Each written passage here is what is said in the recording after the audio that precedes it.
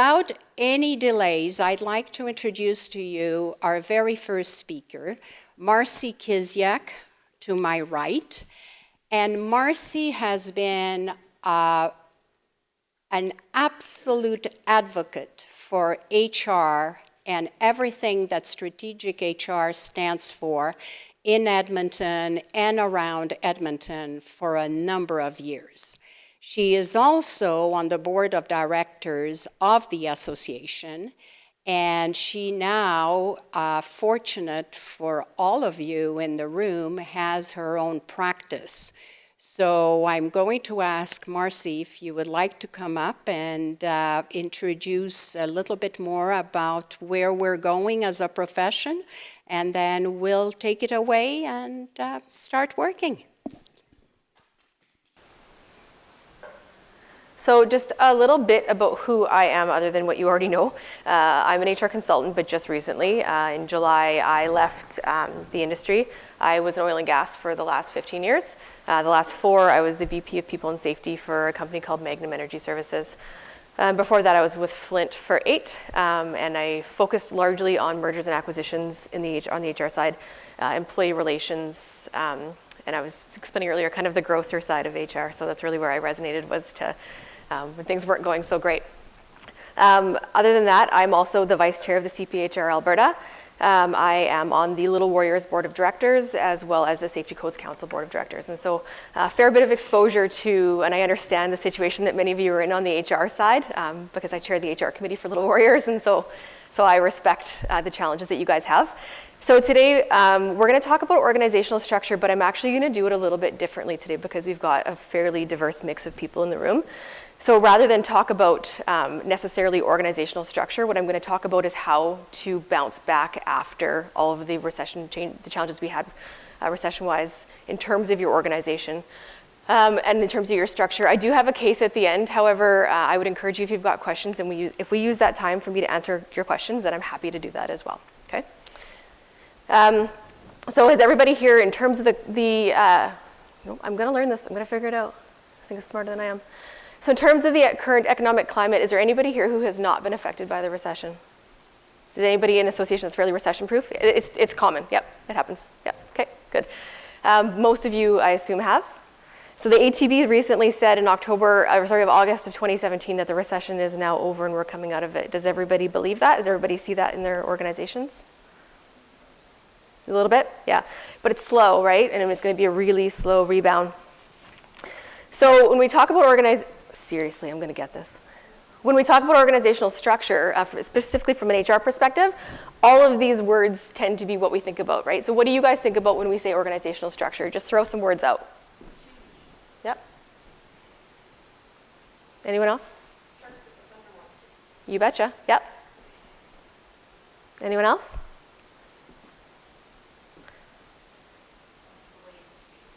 Yep. You bet. Yep. Yes, right? It's all these things. It's divisional structure. Some businesses and some not-for-profits might hear matrix. You might hear functional structure. You might hear organizational charts. But really the reality is that post-recession, and when you are really, really short people and you have a very small team, a lot of these things just don't happen. And that's perfectly okay. So if we talk about it at its most basic level, and again, and I appreciate the fact that there is, in terms of, there we go. I appreciate that cavemen, there's lots of debate over whether or not cavemen really existed, so we're not gonna have that debate today. But at its most basic level, organizational structure was really quite linear. And so it was, tasks were sequential, clearly defined, highly dependent on the quality and the success of the task before it. And so if the hunter didn't hunt, then there was no tan to hide, or no hide to tan. There was nothing to preserve, that sort of thing. That is not how organizational structure works today. So current structure is often focused on cross-training, job descriptions, concurrent priorities, competency development profiles, performance reviews, or succession planning. Are these all words that you guys have all heard? Sometimes you hear them from your funders. Your funders want to see them because they come from large businesses and these things exist and they expect them to exist inside your business. Does anybody have any experience with that? Anything they want to share? So the other thing that you see when you don't see all of these things is that lots of organizations have no structure at all. And sometimes it's because they don't know what they need or they don't know how to get there. I mean, and in some cases, to be very clear, less structure is okay. It's not that uncommon as a consultant. It's not that uncommon to see organizations who have sort of hung their hat on structure, on a specific structure that doesn't necessarily work for their business, but it's what they know. So it's not necessarily awful to have that as well, if it doesn't necessarily work.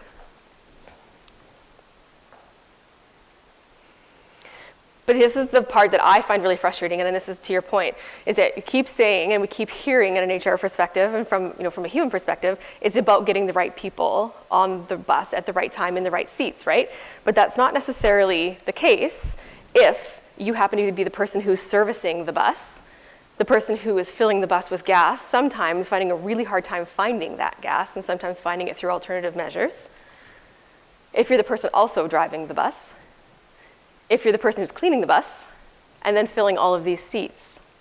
So that really is a challenge for a lot of people because, we talk about the bus, but how do you fill all of these seats, right? Does that resonate? Is that something that lots of you are feeling, or you just don't have enough people, right? Yeah.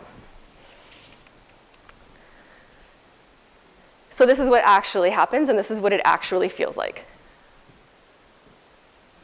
That checks out? Is anybody in this situation now that they feel like every day? Yeah. So the reality is that organizations, especially small non-for-profit volunteer type organizations, have really, really limited funds to work with. And they consistently have to make tough decisions, right? And so it's about making trade-offs, right? Is that something you guys are facing now, is having to make fairly consistent trade-offs? Does anybody want to share anything about that with the group? You guys are doing nothing for my losing voice today. Anybody have any? Does anybody have anything? Yeah, she was talking about having the trade-off in positions that have to be traded off. Yeah. And we see that with Warriors too. We're seeing the same thing. There's potentially families we can't serve because we just don't have the funding for it right now, and it's really hard. And so the challenge that you have, and that I assume you have, and please don't hesitate to tell me if you're not having these because I think it's fantastic, is that resources are often not added until you are absolutely at your breaking point. And that's a problem. That's a real problem because that creates problems for your morale. You lose good people. You end up having to, in some cases, use your benefits in ways that you hadn't anticipated. If you have an EAP program, that's great, but I suspect lots of you don't. How many of you have EAP programs or benefits programs? Yeah, that's phenomenal. Unfortunately, there's new research out recently that shows that millennials are the least likely group to use it. Isn't that crazy? I wouldn't have thought that, but that's the case. But unfortunately, so now you've got your resources who are working for you who are really at their breaking point. And many of you are not for profit. So I think it's safe to assume that many of you aren't doing this for the money, right? It's about, it's intrinsic. And so adding resources can solve the problem, but it's generally a short-term problem because you don't have time to properly allocate those resources, right? And so you don't add people until you're absolutely at your breaking point. So what we see happen is that person number one, so you might be the only person or have one or two people, and those people are working so much and so hard that they are completely extended. And so you finally get approval to add somebody, and then instead of taking the time to be able to figure out where that person properly fits, you just have them pick up things that are getting dropped, right? Does that make sense? Does that feel, yeah. And so they just pick up things that are getting dropped. And so then you have that person comes in, you've got another person, you're completely busy again, overtaxed, and then all of a sudden you get resources to add one more person. That person comes in, just picks up the things that are getting dropped, right? Can anybody tell me why that's probably not the most effective way to do that?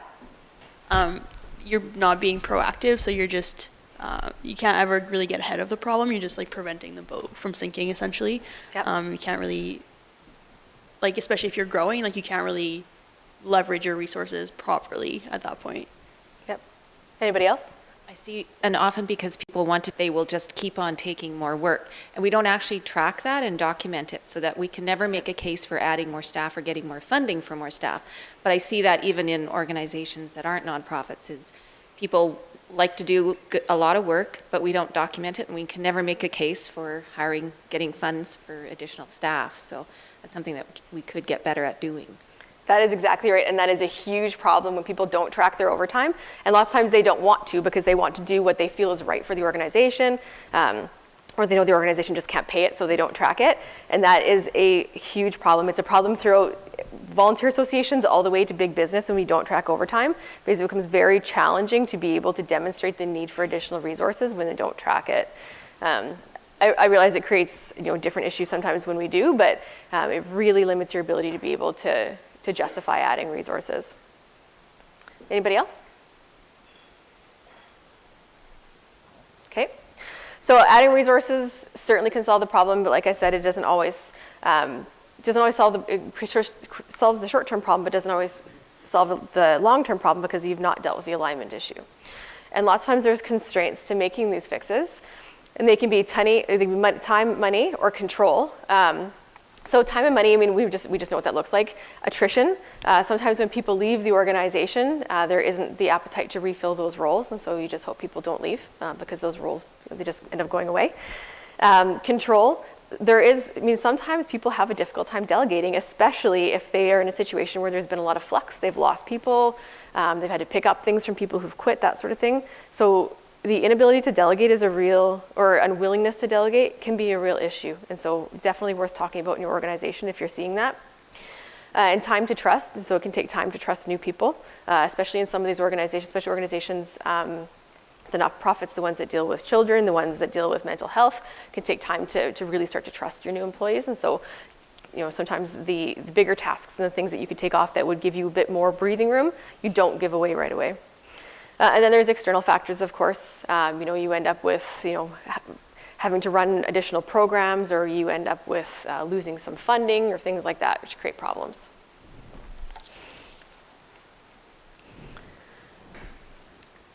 And so some things to consider when you are looking at organizational structure is what resources you actually have. We do often keep resources, despite them potentially being the wrong resources, because they are a resource. So that's not always that helpful either. And so there is some value in determining if you have the right resources working for you. And are those resources committed? Employee engagement's a really tough thing, and it becomes really tough in times where we're recession or post-recession.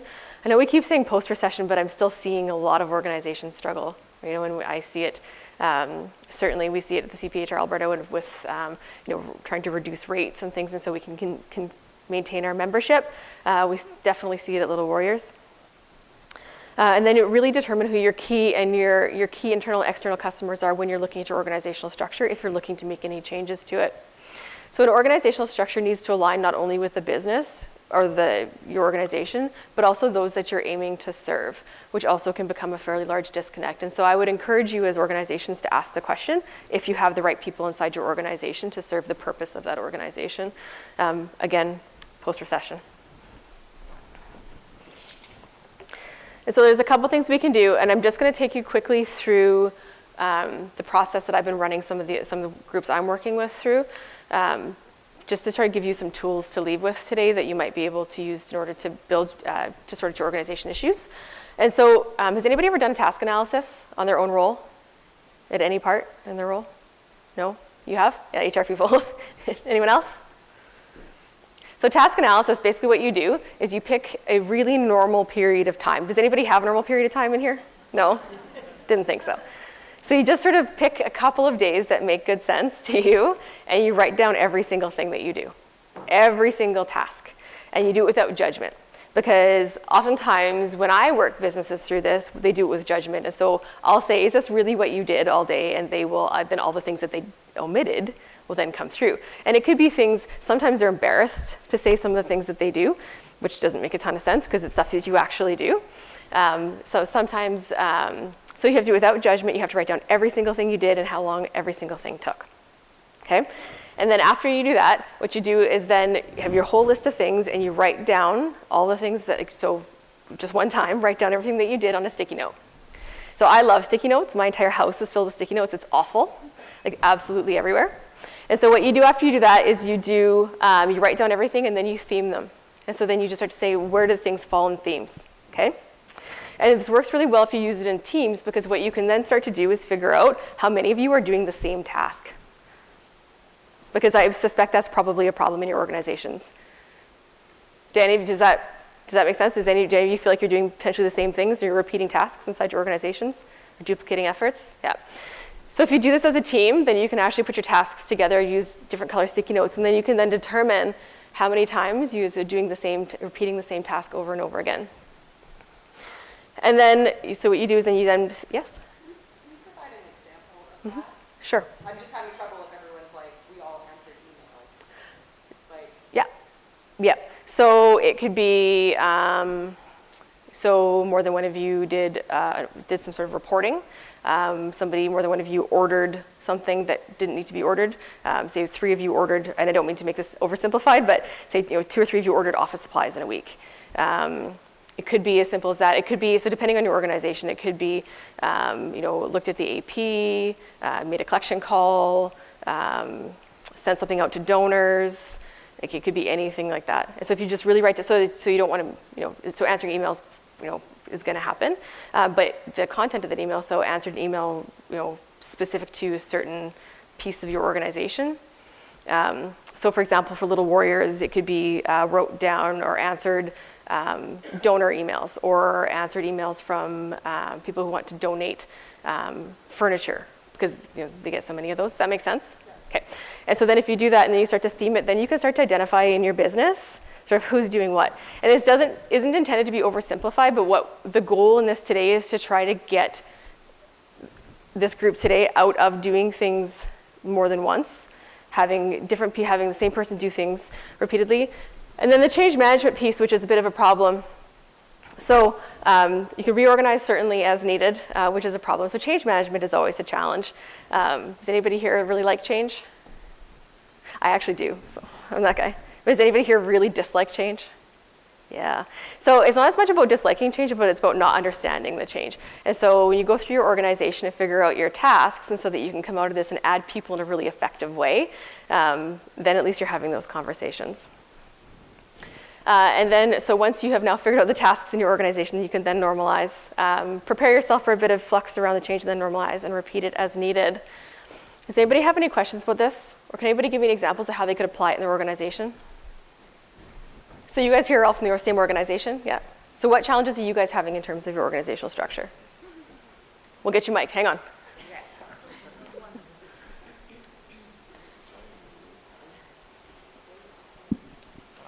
From an organizational perspective.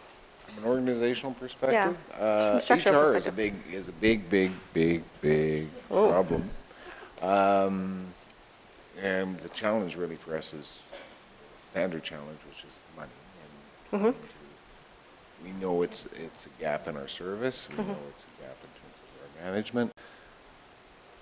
Take that on right now. Well, sort of do and we sort of don't. Yeah. So, yeah, So that's what a kind big of challenge for challenges us. are you guys feeling? I'm sorry? So what specifically are you guys feeling? Well, the HR position is specific, and it's the money around that is, Yeah. and there is no money. So just not being able to add that particular role. Yeah.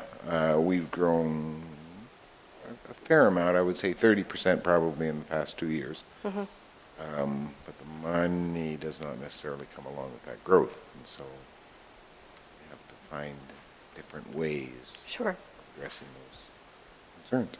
So are you guys finding your staff fairly overworked? So how are you working around that? What strategies have you built for that? Well, we haven't really built any strategies. And so I think the biggest thing for us is around, because it is quite a new program, especially too with the new bill that's coming forward, right? So how are we keeping staff within their 37.5-hour work week? But then at the same time, being able to hire staff and train them the right way so that they're not getting training on the job and carrying a caseload and doing all of these things all at the same time that are all completely adding up to working over, but then also retaining staff, right? Right. It is a really high kind of stress position. There's a lot going on. It's really busy, and everybody's working really hard. Right. So there's those pieces as well. And then also, because there's so many new staff, and I can just speak in our program, things around discipline or work plans or all of those things where we have supervisors that are doing that, but we're not necessarily knowing exactly what we can say, what we can't say, those kinds of things. And so that we often find we're calling our lawyer, our labor standards lawyer, to make sure that we're in alignment with the things that we can do. And that's not cheap. No. No, that is not cheap. Is the rest of you having the same kinds of issues? Thank you. You guys are all from the same organization as well? So what kind of challenges are you guys having in terms of organizational structure? Like, does that picture resonate? Yeah? Is it on? Okay. Ooh. Yeah, that's us, all of us at the table. Yeah. I So can really identify with that little bird. So what kind of challenges in terms of your organizational structure are you guys having? Okay.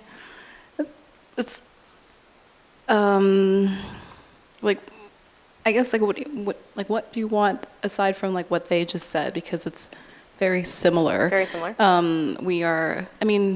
We're a long-standing nonprofit, so we've been in the community for a long time, but we have experienced significant growth in the past, I would say, 9 years. So, and then I guess what we're experiencing more lately is we do have people leaving certain programs, but they don't leave our agency, so that's good, our retention, but it does affect, so we have people moving through different programs, so that affects all of us. And so it's good that we keep them. They want to stay in our organization, but then it affects the certain program that they're leaving. So I would say, and especially in the last 2 years, would be really high turnover rates in a lot of areas, and trying to manage that. So incorporate like staff well-being and checking in with their stress level, but you can only do so much because you can't really change the job. But and I guess we do have an HR committee that's working on our interview questions, so really looking at like the type of people that we need and hiring, I don't know, like the right people.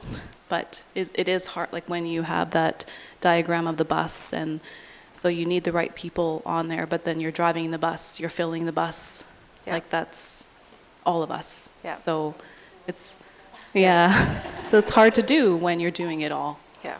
And the time it takes to hire, the hiring pool as well is very limited, I find. So it's hard to find good people. And in our, like in human resources, working with children's services, there's a very small pool of people. So, I don't know. Anybody else? Okay. Anybody else?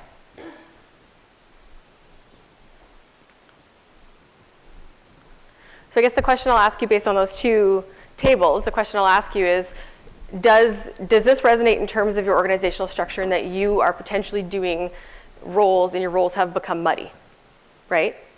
Yeah. Yeah. So is there some opportunity to perhaps go back and look at what you do and try to be able to decide if it's the right roles? I get timing is awful, right? Yeah. Anybody else? Yeah.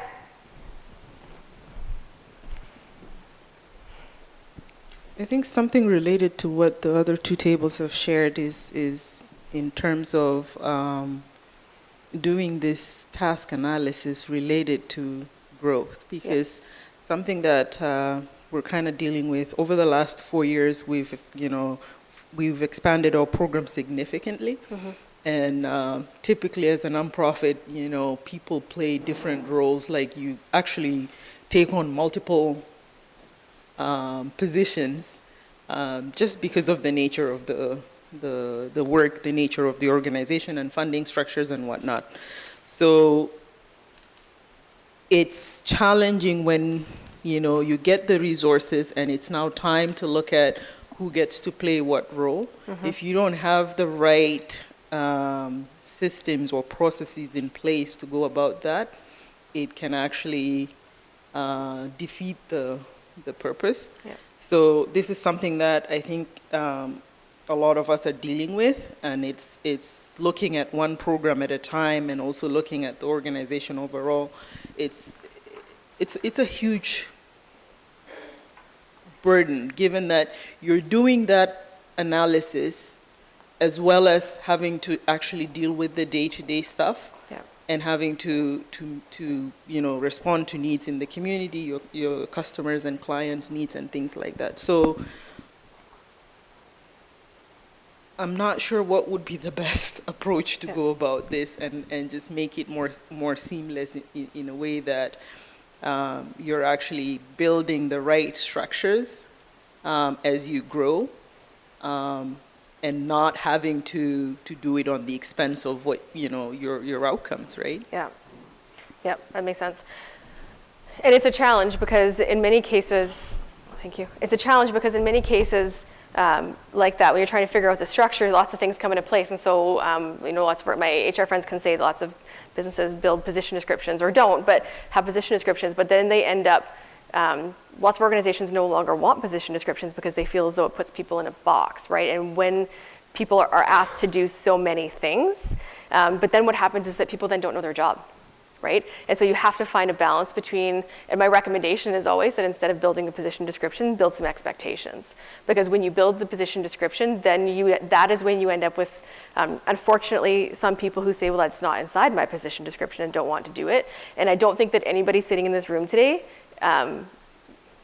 gets to say that it's not inside my position description because what you do is so important and affects so many people that everything is inside your position descriptions, which is how exactly we end up. Oh, one too many arrows. There goes my effect. Which is exactly how we end up here, right? Because everybody's doing everything. So it goes back to doing the task analysis, which I know sounds like a bit of a painful task, and it can be a bit of a painful task, but it goes back to actually writing down every single task that your team does. And try to do it in the same period of time, where every single task your team does, and then just spend half a day putting it up. Just half a day putting it on sticky notes and just determining who's doing what so you can be more efficient with your time. Because it really will help. I promise you it will help. The half an hour that it takes will help. Yeah, a half a day. Is 2 days of tracking sufficient? Yeah, it can't be an interruption to your business either, right? Or to your organization either. So, so I would just pick a common 2 days amongst your team and do that.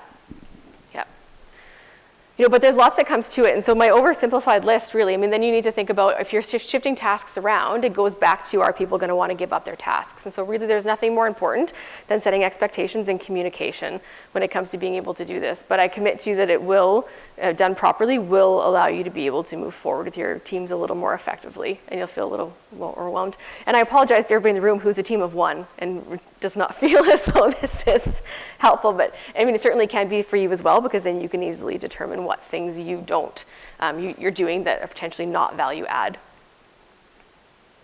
Oh, go ahead, please. No? Okay. Any questions about that? Yes. That task analysis might not, like in our case, there would be no duplication whatsoever, but it could be an opportunity to create opportunities for not delegation, but reorganization for some of the tasks. Absolutely. Excessive. And it could also help you highlight how long you spend on tasks, especially things that are not value add, right? So things that do not add any value to your organization, things that don't help move your end goal forward. So yes, there's value in everybody. So as a side, as an example, my husband and I just did this because he's having some challenges in his current role and he can't figure out why. And so we actually did this, went through, and it was not as much of a task analysis, but more, here's all the things that I'm struggling with, now let's theme them out. So you can actually do it with anything, and if you, don't hesitate to call me, it takes me 15 minutes to tell you how to do it. I'm happy to share it.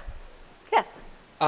Shouldn't it start with a strategic plan for the organization? If they're wanting growth in a certain area, then you're going to have to, well, there'll have to be changes, so you look at the tasks and the people and what comes naturally and who is best able to do things, and then swap those up. There are people that are better at record keeping. There are people who are just men of action. They're better with, well, they're better in action. And why not allot those tasks to the people that have the resources to take notes, to use power tools, what have you. I would say in theory, yes. I would suggest that most of the people sitting here today don't have strategic plans and don't have the time in theory, yes, but I would suggest that's probably not reasonable for some of the people that are here. How many people in the room are flying by the seat of their pants every day? Yeah, me too. So so yes, it is, but unfortunately it's not always the case that people have that luxury. Anybody else? Questions? Okay. How much time do we have? 3 hours and 10 minutes. Thank you for that. We have a little bit of time. We can either do a case, or I'm happy to answer questions if you would prefer, if you'd find that more valuable for your time. Because I was new and needed to understand what everybody was doing. Yeah. But I have a board who's struggling to move from operations to policy.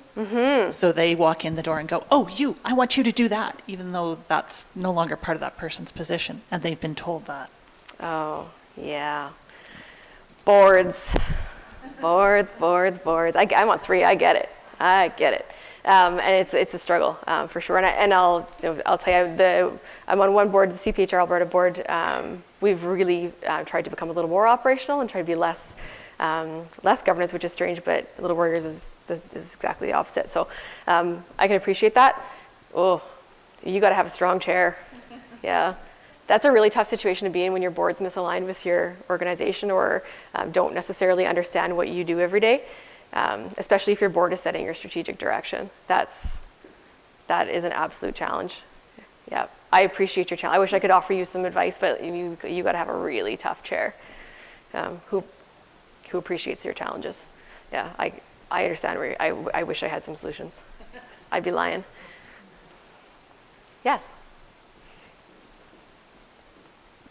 So something that I've experienced in supporting my clients in regards to task analysis is oftentimes administrative tasks start to creep into a person's job. And so when you're doing frontline work, and I've worked in human services as well, is you start to realize that you're doing a lot of administration, and some is necessary for your position, but then when you look at it and you piece out those administrative tasks, it frees you up to do the work that you're actually there to do, and it shows you that, oh, we might need administrative support. And sometimes that is one of the things that it's hard to justify, but it frees you up to do the frontline work that you're there to do. And so I've seen that a lot, actually. Yeah. Agreed. One of the other things when I was talking about potential items that people omit when they're doing task analysis is that sometimes people will omit when they're doing things for their staff or things their staff should be doing.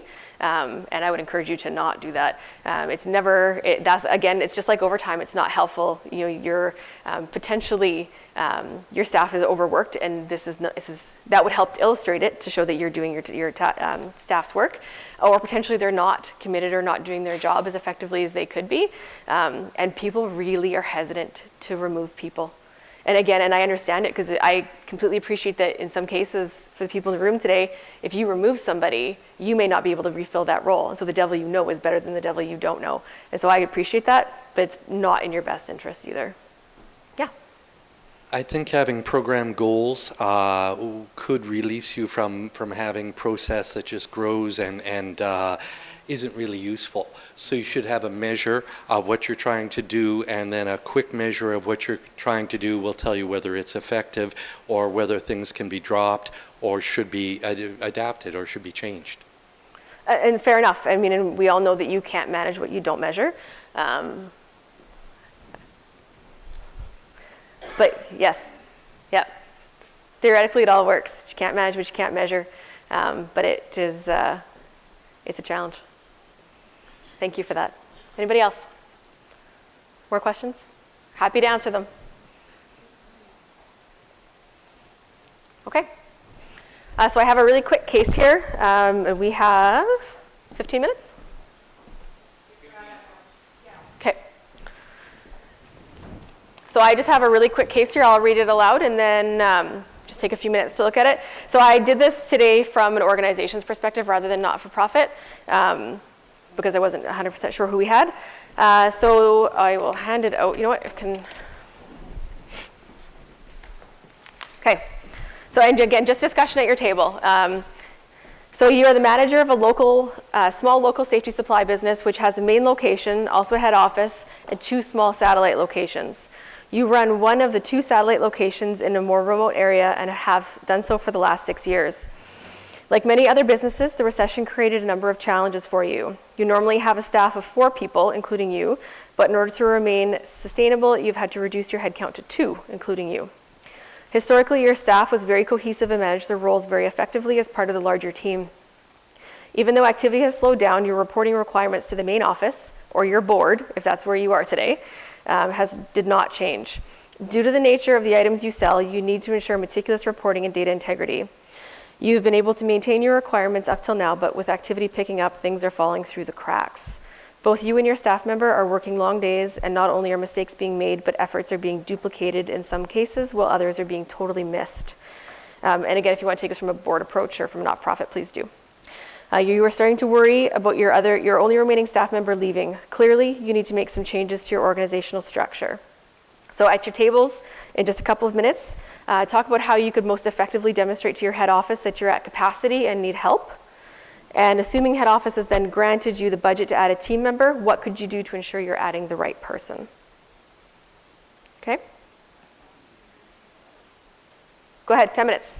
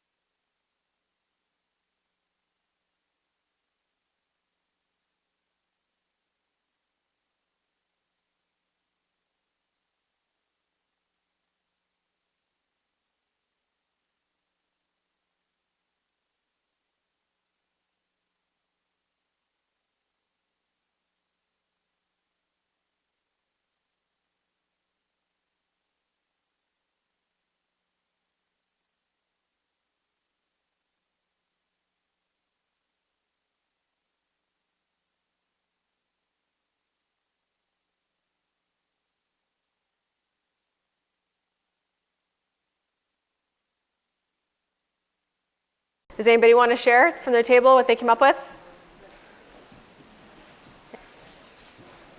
Anybody want to share what they came up with? Anybody? Well, we can take a stab. All right.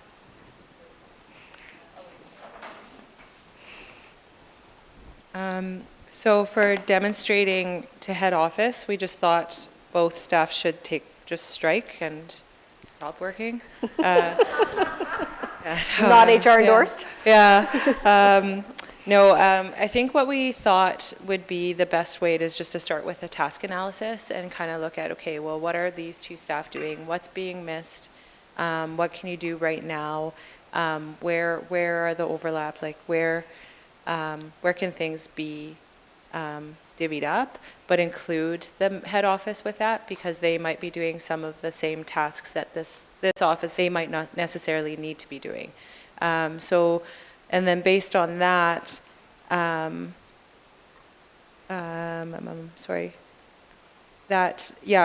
guess depending on the task analysis, you need to kind of figure out who can do what and then where the gaps are. So if there is a new person coming on, that they're coming on to a completed job description that has specific tasks that they'll be doing. And then just kind of, I'm not sure about the structure part. I don't know, I have my mind set on an admin person right now, so I'm just thinking of all these admin pieces that this new person could potentially do here. So. Okay, yeah. Thank you. Anybody else? One more.